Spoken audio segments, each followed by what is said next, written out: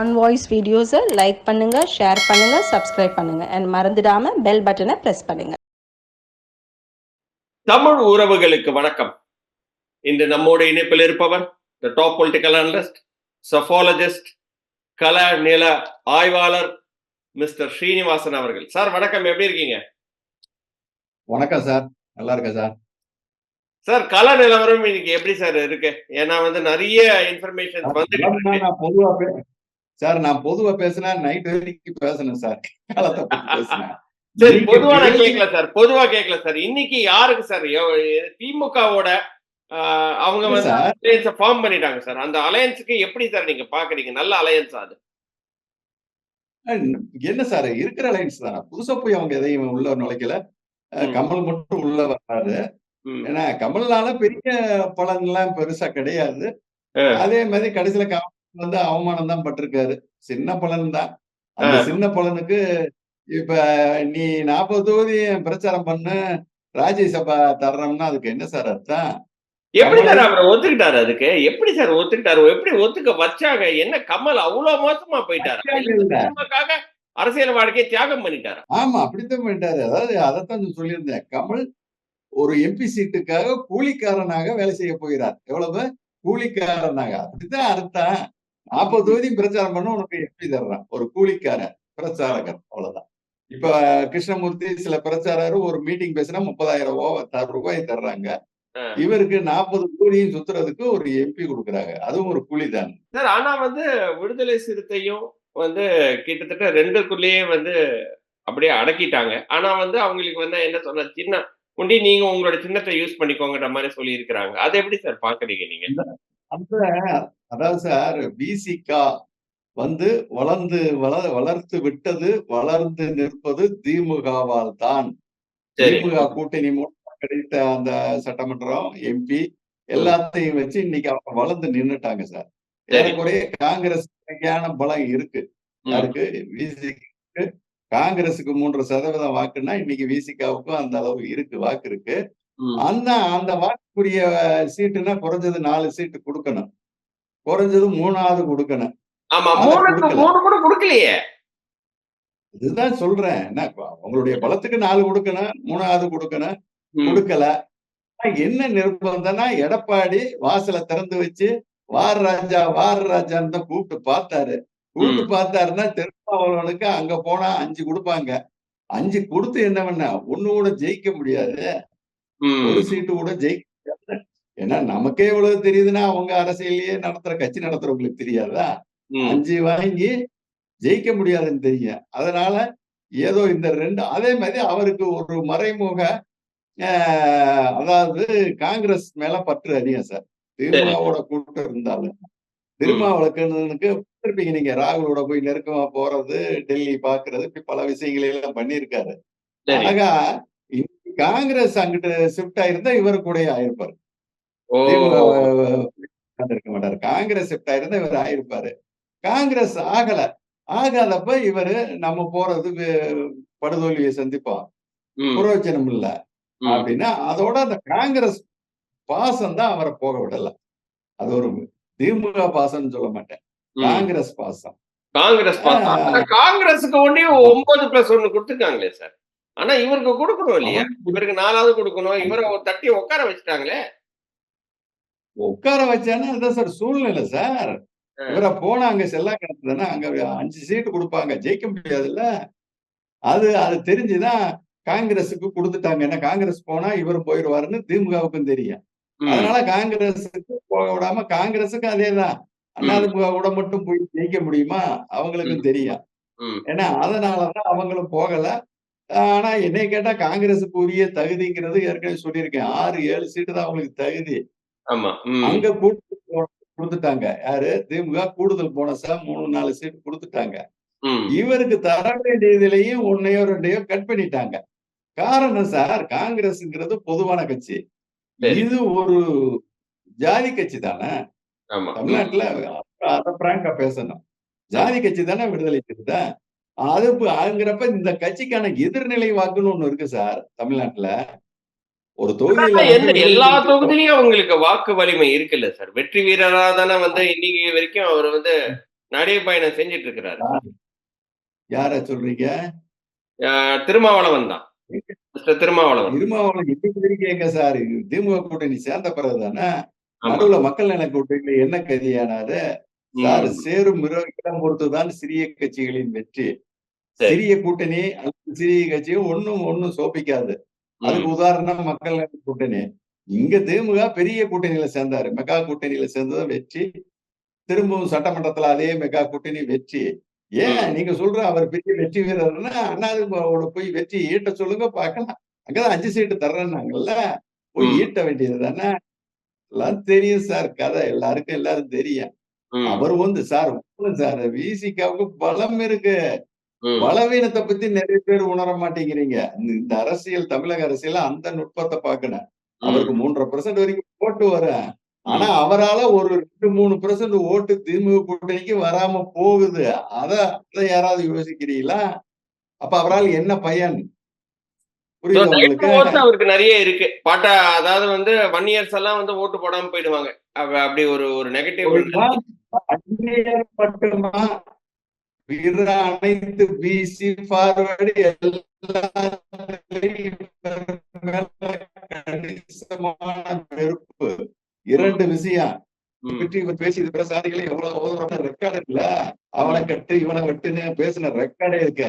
ஆக அந்த சாதிய அவதூறு பேச்சுக்கள். அப்ப அந்த சாதிக்காரெல்லாம் உதாரணத்துக்கு கொங்கு மண்டலத்துல எனக்கு தெரிஞ்சு சார் கொங்கு கவுண்டர் பிசிக்கான்னா அப்படியே 100 டிகிரி டென்ஷன் ஆவேன். அவ்வளவு கோபம் வரும். ஏன்னா விடுதலை சிறுத்தை மேல அவ்வளவு கோபம். அந்நியர் மட்டும் நீங்க நினைச்சிடாதீங்க.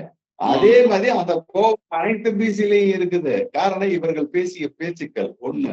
2வது இந்த திருமணம் அது காதல் இயல்பா நடந்து சார். காதல்ங்கிறது 2 சைடு. அது எந்த ஜாதியா இருந்தா 2 பேருமே ஏர்னிங் மெம்பரா ஒரு ஐடி ஃபீல்டு ஏதோ ஒரு 10,000 ரூபாய் சம்பளம் கூட 2 பேருமே எங்கேயோ ஒரு மாநகரத்துல 10,000 தலா 10,000 வாங்கி சம்பாதிச்சு காதல் பண்ணா தெரியாது சார். சும்மா வெட்டி பயில்களை தெரிஞ்சுக்கிட்டு இதையே வேலை. அங்க வீட்டுல போனா உள்ள கஞ்சிக்கு வெளியே இருக்காது. ஆனா எப்படித்தான் பைக் எங்கேயாவது இன்ஸ்டால்மெண்டோ ஓசியை வாங்கிட்டு இப்படியே சுத்திக்கிட்டு அது காதல் என்ன? அது என்ன சார் புரியல எனக்கு. இந்த தமிழ்நாட்டுல காதல் அவங்கள மட்டும் சொல்லல, எல்லா செக்டர் ஜாதிக்கும் தன் ஜாதி பொண்ணு வேற எவனையும் கட்டக்கூடாது அதுல இருக்கேன். அதே அப்படி இப்போ வேற ஒண்ணும் இல்ல சார். நீங்க சொல்ற இதே விடுதலை சிறுத்தைகள்ல இவங்க வந்து இவங்களும் இனப்படுகொலை பண்ணி இந்த சாதி ஆணவ பண்ணியிருக்காங்க சார். ரெக்கார்டு இருக்கு. ஒரு அருந்ததி இளைஞனை இந்த சமூக பெண் பண்ணிக்கிட்டான்.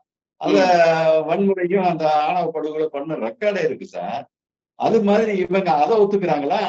ஆனால் இது வந்து அவங்களும் சொல்லல. இப்ப இதே வன்னியர் எடுத்துக்கங்க, இதே கவுண்டர் பொங்குவேல கவுண்டர் எடுங்க. ஏன்னா ஒவ்வொருத்தருக்கும் என்ன உணர்வுனா தன் வீட்டு பெண் இன்னொரு சமூக ஆணுடன் போறது தன் சமூகத்திற்காக அவமானம் என்று நினைக்கிறான். புரியுதா உங்களுக்கு?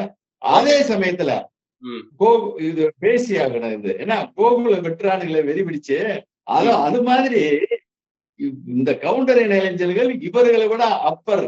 அதாவது இவங்க காசுல வந்திருக்கலாம். இவங்களை விட உயர்நிலையில இருக்கிற பிள்ளை முதலியார் மேனன் மாதிரி கேரளா கோயம்புத்தூர்ல எத்தனை பொண்ணுகளை கட்டியிருக்காங்க தெரியுமா? அப்ப அவங்க வாழ எடுத்தா வருஷத்துக்கு 10 பேரை போட்டு தள்ளணும். கொங்கு வேளாண் இளைஞர் 10 பேரை போட்டு தள்ளணும். நீ உனக்கு ஒரு நியாயம் அவனுக்கு ஒரு நியாயமா? ஆனா போட்டு தள்ளல. காரணம் அவர்கள் உயர்ந்த வகுப்பு மட்டுமல்ல உயர்ந்த பண்புடையவர்கள். வருத்தம் இருக்கு. அதுக்காக கொங்கு வேளாண் கவுண்டருக்கு பொண்ணு கொடுத்தது ஐயரோ மேனனோ பிள்ளைமாரோ சந்தோஷமாவா கொடுத்தா? மனசுல வேதனை இருக்கும். ஆனா வன்முறை வர மாட்டான். சரி, அவ்வளவுதான். நம்ம பொண்ணு தப்பு தலையில இருந்து தலைமொழி விட்டுருவேன். இது நான் வந்து சும்மா சொல்லல சார். ஆதாரத்தோட உடுமலைப்பேட்டை பொள்ளாச்சி எல்லா பகுதியிலையும் பார்த்திருக்கேன். அப்ப இவங்களுக்கு மட்டும் இவங்களை விட அடுத்த சாதி பொண்ணு இனிக்குது. ஆனா கவுண்டர் சாதி பொண்ணு ஒரு வன்னியர் கூட போனதுக்கும் படுகொலை பண்ணாங்க சார். எஸ்சி மட்டும் இல்ல, தாராபுரம் வெள்ள கோயில் கிட்ட இது நடந்து 6-7 வருஷம் இருக்கு. இது மாதிரிதான் ஒவ்வொரு ஜாதி இருக்கான். நான் வந்து கவுண்டரை மட்டும் சொல்லல, வன்னியரை சொல்லல, எல்லா ஜாதிக்குமே அவன் வந்து அவனுடைய மேல் படிப்பு நிலை ஜாதிகளை கட்டுவானா. ஆனா அவனுடைய வீட்டு பொண்ணு மட்டும் வேற ஜாதி கூட போகக்கூடாதான். இது ஒவ்வொரு ஜாதிக்கும் எல்லா ஜாதிக்கும் குற்றச்சாட்டு. எல்லா ஜாதிக்கிட்ட இருக்கிற ஒரு ஆணாதிக்க வைக்கிற புத்தி சார். அதுதான். ஆனா அதேதான் அவங்ககிட்ட இருக்கு. விசிகிட்ட அவனுக்கு திட்டமிட்டு பண்றான் சார். இவங்கெல்லாம் கொஞ்சம் இயல்பா நடக்குது.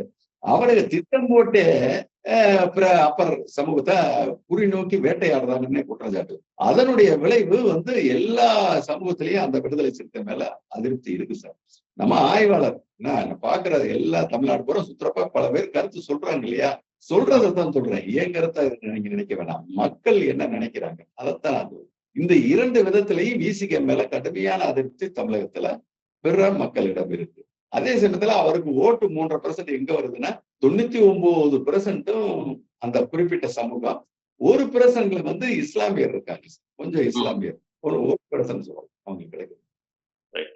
அதே சமயத்துல மதிமுக எப்படி சார்? எவ்வளோ பெரிய கட்சி இன்னைக்கு வந்து ஒரு சீட்டுக்கு போயிட்டு தொங்கி போய் நின்றுட்டு இருக்காங்க. இத போயிட்டு என்ன காலத்தின் கொடுமையா அப்படின்னு எனக்கு தெரியல. பட் இருந்தாலும் உங்களோட கருத்து எப்படி சார் இருக்கு? அவங்க இருக்கிறதுனால திமுகவுக்கு ஒரு வெற்றின்ற மாதிரி நம்ம பாக்குறதா? சார் கொடுமை இல்லை சார், அவங்களுக்கு சீட்டை கொடுத்ததுதான் சார் கொடுமை. அவங்களுக்கு எங்க இருக்கு பல லட்சக்கணக்கான மக்கள் அப்படி ஆடாம, அதாவது வைகோ பிடிச்சவனும் சரி பிடிக்காதவனும் சரி, அந்த பேச்சாற்றல் அவ்வளவு அற்புதமா இருக்கு. அந்த தன்னைத்தானே கேவலப்படுத்திக் கொண்ட மனிதர் வைகோ. ஏன்னா இன்னைக்கு அதுலயும் எந்த அரசியல், அதாவது உண்மையிலேயே இயல்பா வந்திருந்தா திமுகவில் கலைஞருக்கு அடுத்து வைகோ தான் வந்திருப்பாரு. இயல்பா எந்த இது இல்லைன்னா அவர் தான் வந்திருப்பாரு. அன்றைக்கே அவர் பின்னாடி அனைத்து இருந்தான். ஆனா கலைஞர் திட்டமிட்டு தான் செஞ்சாரு. இவனை காலி வந்தாத்தான் நம்ம மான கொண்டு வர முடியும் திட்டமிட்டு ஒரு பழியை சுமத்தி அந்த டிராமா ஆடி அதே மாதிரி செஞ்சுட்டாருன்னு வைங்க. ஆக வஞ்சிக்கப்பட்டவருங்கிறதுல எனக்கு இது இல்லை. ஆனால் அப்படி யாராலும் வஞ்சிக்கப்பட்டாரோ அவங்க காலிலேயே, அது யாருக்காக வஞ்சிக்கப்பட்டாரோ, ஸ்டாலினுக்காகத்தானே அந்த வஞ்சிப்பு நடக்குது. திரும்ப அந்த யாரை எடுத்து வாரிசு அரசியல் பேசினாரோ பேசிட்டு போய் அங்க போய் காலில் விழுந்தது ஒரு தப்பு. அதை விட பெரிய தப்பு, நீ வாரிசு அரசியல் பேசிட்டு மகன் சிகரெட்டு கம்பெனி வச்சிருந்தவனை கொண்டு வந்து கட்சி தலைவரை உட்கார வைக்கிறிய, வெக்கமா இல்ல? தகுதியே இல்லாதவருக்கு 1+1 கொடுத்தது எந்த தகுதியும் கிடையாது சார். பிச்சைன்னு என்ன சொல்லு. ரொம்ப ஒரு என்ன சொல்றது, ரொம்ப கஷ்டமான ஒரு நிலைமை தான். பட் காங்கிரஸ் ஓரளவுக்கு ஸ்டெபிலைஸா 9+1 வாங்கிட்டாங்க. ஏன்னா 5 சீட்டு வரைக்கும் கூட வாங்க மாட்டாங்க அப்படின்ற மாதிரி பேச்சுக்கெல்லாம் இருந்தது. அதுக்கு என்ன காரணம் சொல்றேன், அண்ணா பிஜேபி கூட்டணியில் இருந்ததுன்னு வைங்க, நிச்சயம் இந்த காங்கிரஸுக்கு 6 அல்லது 7க்கு மேல கொடுத்திருக்கவே மாட்டாங்க. ஆனா அவங்களுக்கு பார்கெனிங் பவர் எப்படி இருக்குதுன்னா, எடப்பாடி பழனிசாமி எல்லா கதையும் திறந்து போட்டு வார் ராஜா வான்னு காலில் விழுந்து கும்பிட்டுக்கிட்டே இருந்தாரு. வா 15 தர்றேன், 20 கூட நிற்பான் அப்படின்னு அங்க கூவி அழைக்கிறாரு. அதே மாதிரிதான் நம்ம பழனிசாமி முந்த நாள் வரைக்கும் கூவி அழைச்சுத்தானே பாக்குறாரு. வந்துட்டா போதும், காங்கிரஸ் வந்துட்டா போதுன்னு. அந்த நெருக்கடி திமுகவிற்கு. அந்த நெருக்கடியினால்தான் வேறு வழியின்றி திமுக 10 பழைய சீட்டுகளே கொடுத்துருச்சு. ஆனால் நிச்சயம் அந்த அதிமுக பாஜக கூட்டணி இருந்திருந்தால் திமுக கொடுக்கும் 6 7 தான் கொடுத்திருக்கோம். அதைத்தான் வாங்கி இருக்கணும். வேற வழி காங்கிரஸ் 5 கொடுத்தாலும் வாங்கிட்டு தரணும், என்ன வழி? ஆனா அந்த வழியாக இருந்தது எடப்பாடியின் கதவுகள். எடப்பாடியோட கதவு திறந்து வச்சிட்டு இருந்ததுனால வேற வழியே இல்லாம பல்ல கடிச்சுக்கிட்டு 10 கொடுத்துட்டாங்க சார். அதுதான். சரிங்க, ரொம்ப ரொம்ப நன்றி சார். இன்னொரு வீடியோவில் சந்திக்கிறேன். உங்களோட நாலேஜுக்கும் உங்களோட விஸ்டமுக்கும் தலைவணங்கி இன்னொரு வீடியோவில் சந்திக்கிறேன் சார். நன்றி, வணக்கம். ஆன் வாய்ஸ் வீடியோஸை லைக் பண்ணுங்க, ஷேர் பண்ணுங்க, சப்ஸ்கிரைப் பண்ணுங்க அண்ட் மறந்துடாம பெல் பட்டனை பிரஸ் பண்ணுங்க.